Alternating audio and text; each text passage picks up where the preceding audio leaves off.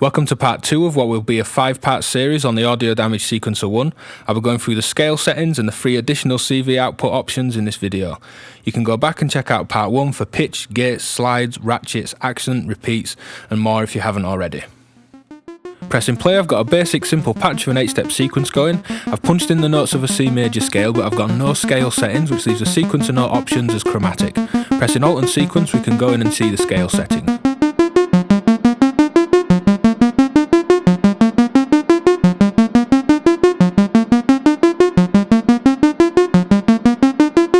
So this is chromatic, and you can see that it's highlighted all the notes as possible options for the pattern. Changing the scale to major, it's the same as what I had set in the pattern anyway. Going into minor, you can hear that pattern has changed.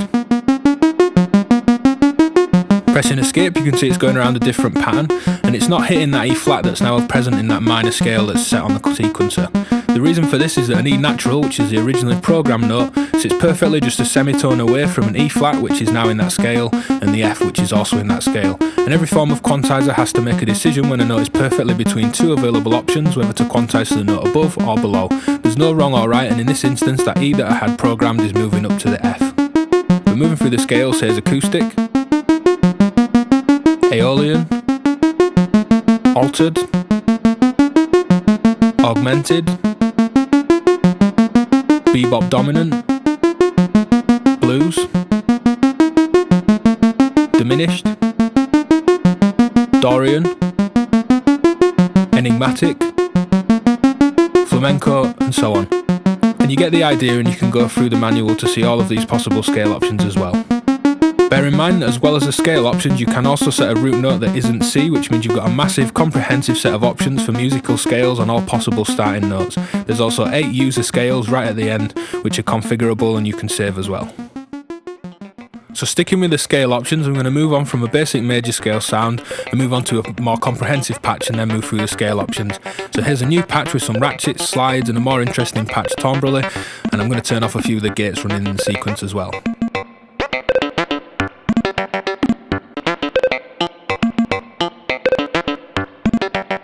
Pressing Alt and Seek and then pressing the encoder takes us to the scale options, and I've got a rough C minor sort of pattern programmed in. I'm going to move between the different scale options.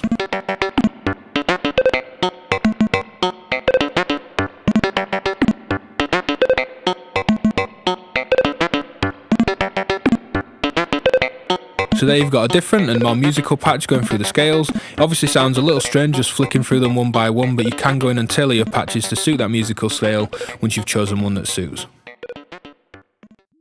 Here's a simple sequence running, and going into the sequencer settings you can see the CV output modes, and if you're not on that current setting, press the encoder until it comes round and you can see it. We've got 3 CV outputs between the pitch and gate outs on the module, and these can be linear, LFO, LFO plus and LFO times, and I'll go through what each of these is. Sticking to linear for now, we can sequence a set of CV values between -5 and +5 volts. You can set that as well so that -5 to +5 can be just positive or just negative. Going into step mode, you can see step 1 highlighted and the 3 CV values associated with that step. Each volt is broken into 100 stages, so 0 to 5 volts would give you 0 to 500 on the screen, which enables some really nice fine tuning of those CV signals. Taking all these back to 0, one thing to note is that these encoders scale really well when you move from fast to slow knob twists. Turning up CV1, I've got this opening up the FM depth in my patch, and you can see this on the LED cable with that signal coming out of CV1.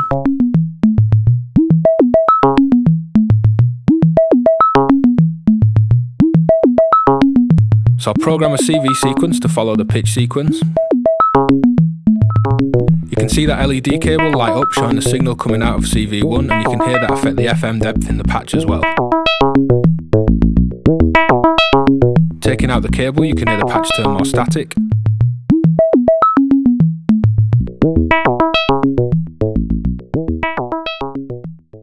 With the same sequence playing from before, I'm going to change CV1's output to be LFO. Going into mod, you can see the amp control, which is the LFO depth. There's LFO length, and here it's set to a length of 1, and there's also a lot of different LFO curves. I'll change the length to 4. Here's a sine, ramp up, ramp down, curve up, curve down, triangle, an eighth of a pulse wave, a quarter of a pulse wave and 3/8 of a pulse wave, and these are really useful for patching out to run other sequences and open up logic gates and VCOs across the rest of your system. Here's the spike, shark fin, random, which is a stepped random, random triangle, random plus or minus,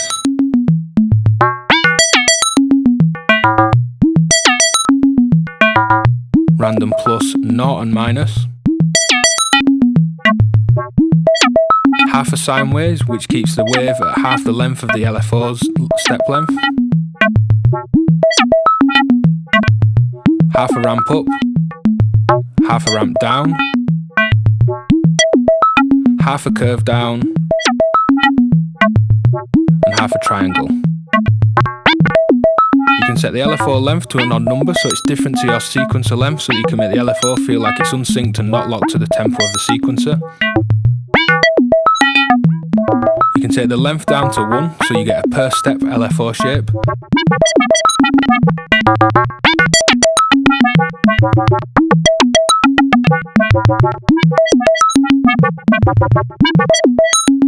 Leaving this on a length of 4, the amp settings will scale the depth of the LFO output.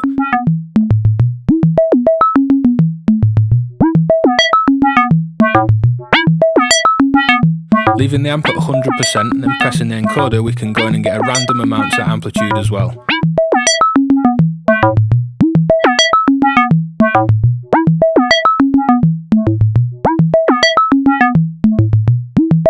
You can hear that the peak of the LFO shape now isn't always hitting the same value in my patch, so each cycle of the LFO has a random amplitude.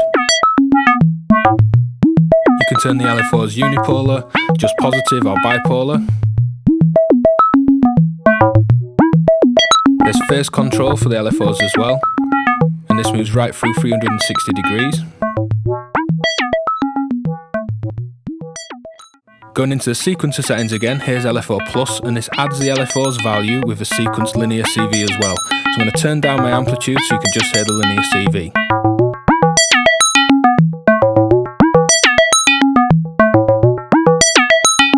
And then turning that LFO amplitude back up.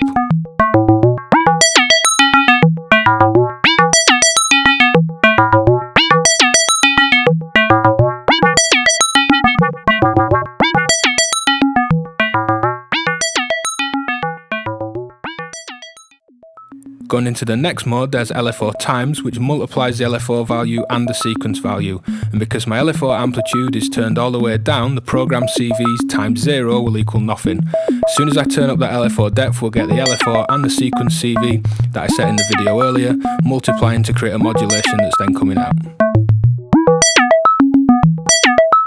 Going into sequence, you can see each of the 3 CVs can independently be linear outputs, LFO, LFO plus or LFO times. And then going into mod, you can see LFO 1 and its settings. Pressing mod again gives us LFO 2, and pressing a third time gives us LFO 3 settings as well. So it's a massive amount of modulation on offer, and the LFO can be up to 256 steps, and all these values and settings will be saved with your sequences as well. So that's it for part 2 of the 5 videos to come on the Audio Damage Sequencer 1. Go back and check out part 1 on my channel if you haven't already, and watch out for the next 3 parts which are coming soon. Hit like and subscribe for more videos every week, and check the Patreon link in the description if you want to support my channel.